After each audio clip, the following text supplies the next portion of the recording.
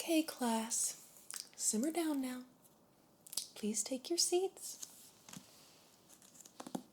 I know it's almost lunchtime, but we just have one more class to get through, okay? All right. Oh, take your seat, please. Thank you.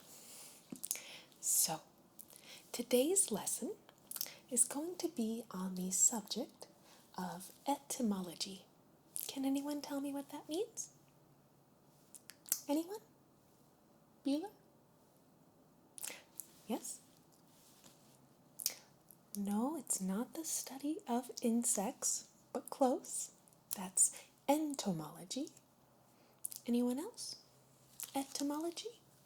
Anyone? Okay.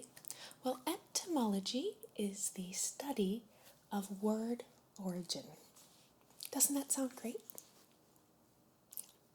Okay. Well, it's great to me. Okay?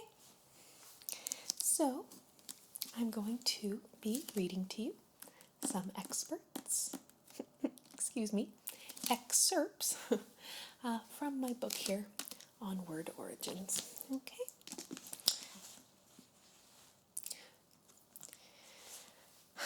Will it be on the exam? Let me put it this way. I won't be testing you specifically on the origins of all of these words, but you will be tested on where words come from as a general statement. I hope that helps. Okay? Okay.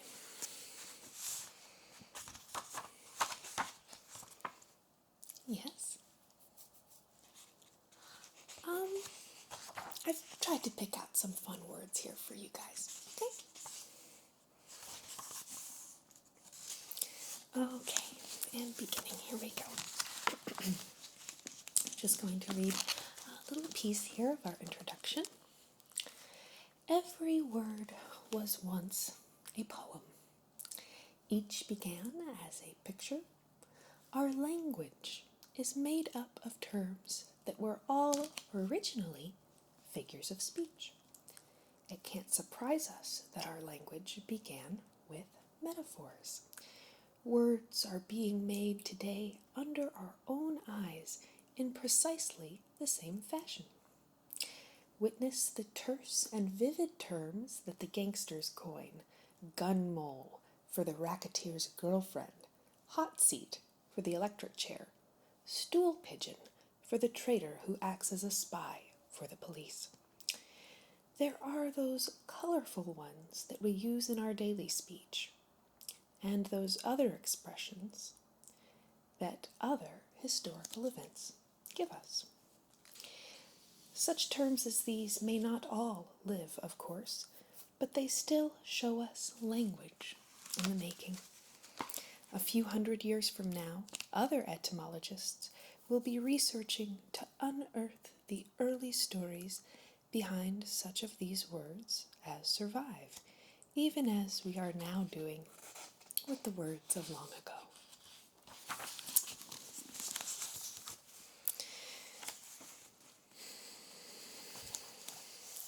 So what I want you to glean from this lesson is that words often begin in one culture. Oftentimes they are a derivation of a root word, and as these words travel into other cultures and into other groups of people and areas of the world, the word itself and its meaning can change. Okay, so let's begin.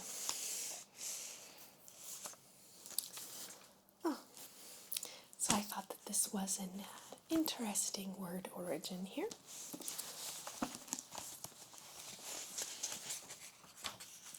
We're going to begin with some, more exciting,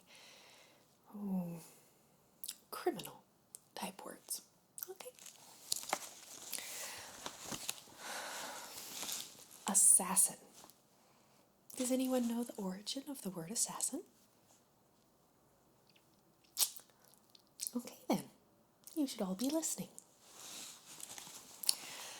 Some 800 years ago, there was an East Indian sheik who was colorfully known as the Old Man of the Mountains. He was the supposed head of an early version of Murder, Inc., and his fanatical followers made it their business to slaughter the Christian crusaders who were on their way to the Holy Land. The murderers got themselves into the proper frenzy for their job by chewing hashish, an eastern variety of hemp that could produce a fine state of intoxication in any teetotaling Mohammedan. Today, cigarettes called reefers are made out of this hemp and are smoked by marijuana addicts. In the ancient days of India, such folks were called hashashins, or hashish eaters. This Indian word, hashishin, entered medieval Latin as assassinus, and so into English as our word assassin, which still retains its murderous history and its meaning. Isn't that fascinating? That the word assassin actually comes from the word hashish. Okay.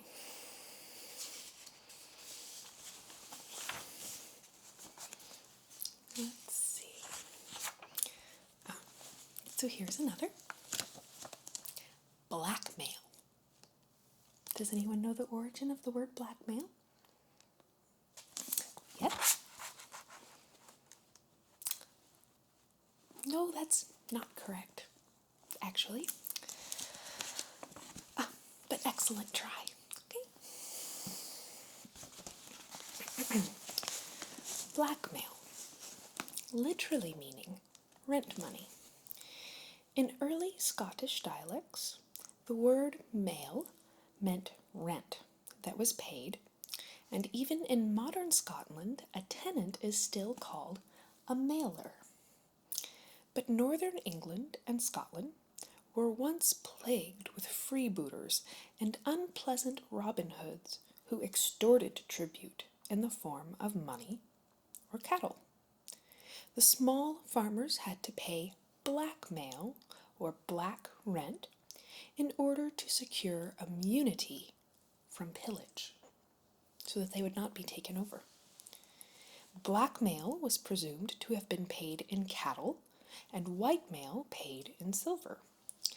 The kind of mail, however, that the postman delivers at your door is something else yet again. This word comes from the old French term mail, the leather pouch in which the letters were carried. This came into English in the 17th century, when it was still proper to speak of a mail of letters. And then we have the coat of mail that is worn by knights into battle. And this particular mail, in spite of its spelling, isn't even distantly related to the other two. So that would be referencing the chain mail that knights wear, right, for protection. It is a descendant of the old French maille, not French, so I'm not sure how to say it, and from the Latin word macula, that meant spot or mesh. The meaning mesh applied to the interwoven metal armor, while we discover macula as spot in our word immaculate, without a spot. So interesting that blackmail originally referred to monies or values that were paid to prevent someone from pillaging your farm. Quite interesting, isn't it?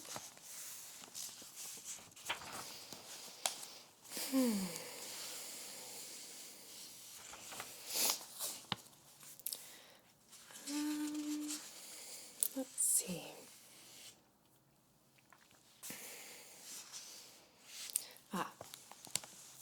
fool, a tongue wagger. Let those who talk too much take care, for the Latin word follies, which gave us fool, meaning a windbag. And yet there is a more innocent way than this to get the reputation of being foolish. The ancient Greeks who didn't hold public office were called idiots, whence our word idiots. And this may well be what our politicians think of us today. It's an interesting book, isn't it? Let's see, I had some others. Oh, here we go. Lunatic. Lunatic, literally meaning moonstruck. There are many people today who would feel uncomfortable if they had to sleep with the moon shining in their eyes. They probably wouldn't believe that this act would turn them into lunatics, but the shadow of that superstition still remains in the race. Down through the centuries, there has been a widespread notion that madness is related to the moon, and that the violence of madness changes with the phases of the moon.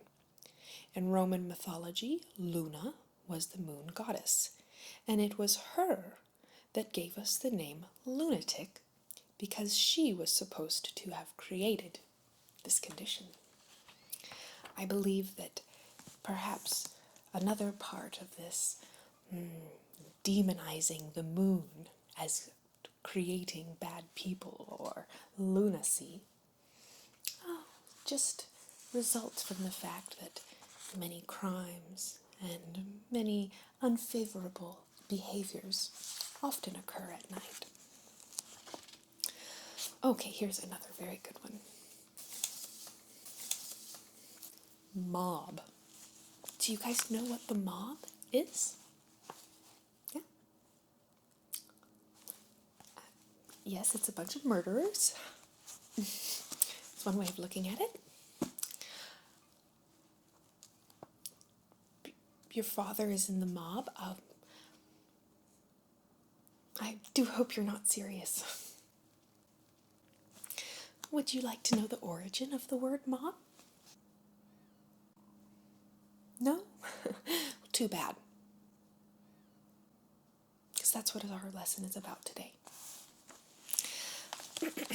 Mob. From a Latin phrase. The English have often accused us Americans of being lazy with our language. We won't bother, they say, to call a baseball fanatic. We clip this to baseball fan. But if we turn back the pages of history, we discover that the British had this same habit around the beginning of the 18th century. They too were coining new words by snipping off bits of the old ones. The essayist, Joseph Addison, was quite haughty about it all. He refers to this practice as such. This humor of speaking no more than we need must, which has so miserably curtailed some of our words. And he cites the new vulgarism mob as an example. Before the reign of Charles II, folks never said such slang words as mob. They used the Latin phrase mobile vulgus, the fickle crowd, but to Addison's horror they soon shortened this to mobile and then to mob, which we still have today. You know, most mobsters probably do not know that. Okay, moving right along here.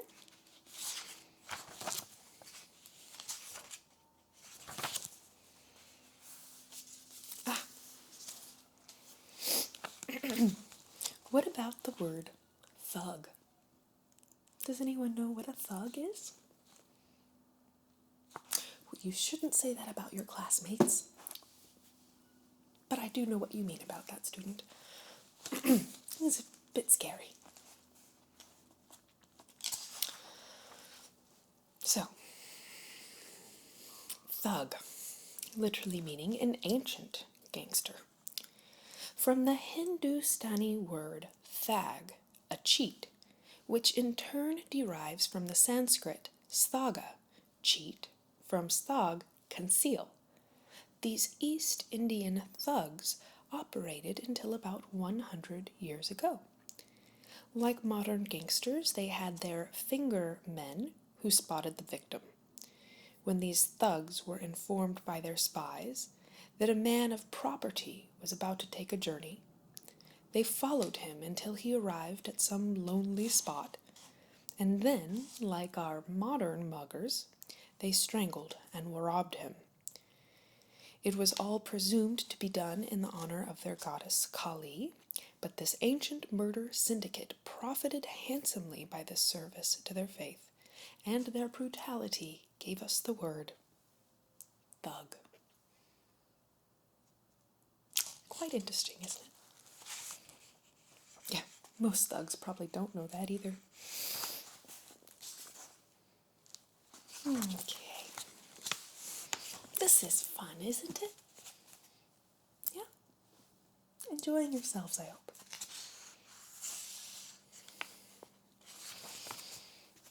Okay, let's see.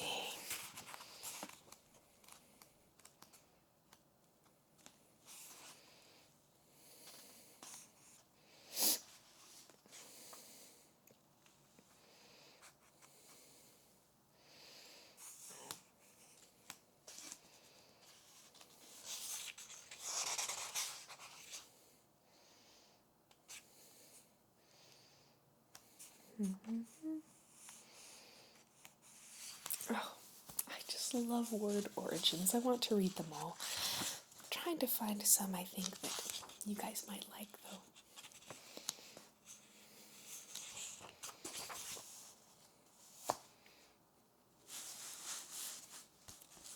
though. Okay, let's do naughty and nice, shall we? In the days of Miles Standish, they spoke of the naughty canoes, and this gives us an idea of the original meaning of the word: worthless, of bad quality, or just good for naught, or good for nothing. This was merely a stronger way of saying naught, which is derived from the Old English nahuit, that is, no wit or nothing.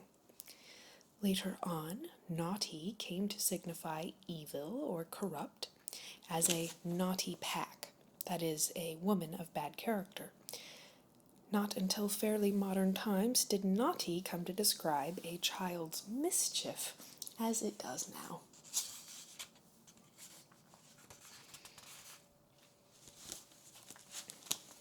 And now we'll do nice. Nice formerly meant ignorant. Did you know that? No, I bet you didn't. In the Middle Ages, nice meant foolish or ignorant, for it comes from the Latin word nescio, which is made up of ne, not, and scio, to know. Then, because ignorant people are often silent, its meaning changed to shy or coy. Sometimes shy folks get the reputation of being a little uppish because of their offish ways. So the meaning of the word shifted until it meant hard to please, precise, or exacting. We use it today in that sense when we say that is a nice problem. Finally, it became general in its meaning and is now applied to many things, such as people of good taste and disposition.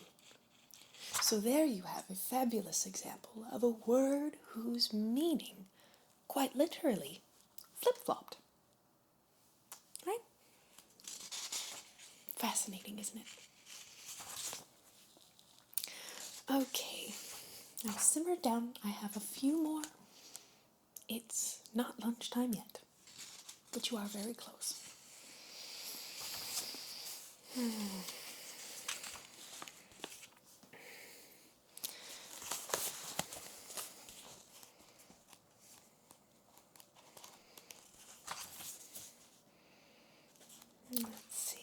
was that other one I wanted to do?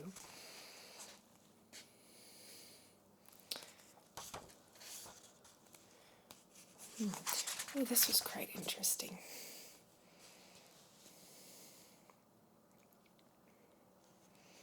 The origin of the word gossip.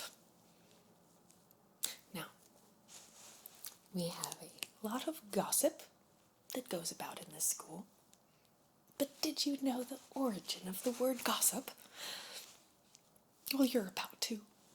Isn't that nice? Yeah. Gossip. There was a time when everyone loved a gossip. Among the early English, it was the office of some godsib to be the sponsor at a baptism. The God part of the word stood for God, and sib simply means related. So literally the word meant relation to God. And a godsib was a godmother or godfather who acted as a sponsor at a baptism, and therefore became related to another through God. Queen Elizabeth was the gossip at the baptism of James VI of Scotland. A little later, the word came to mean a boon companion, but in Shakespeare's day, it evolved into the word gossip, as we know it now. When women become close friends, gossip is sure to follow.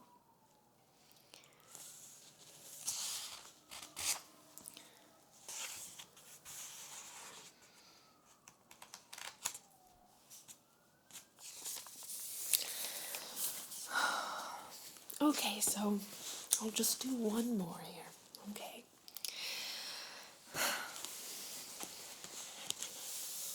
I thought this was quite interesting, and being a bit of a teacher myself, and a lover of mathematics myself, despite my not being very good at it, I leave you today with the origin of the word algebra, which literally means bone setting. The ancients had to borrow a medical term to christen this branch of mathematics. They took the Arabic words algebra, with the meanings al, the, and jabr, reuniting what is broken. Sometimes these words were used to mean bone setting, or re-putting back together bones which had broken. No? Out of this, they built a really impressive phrase for the new science.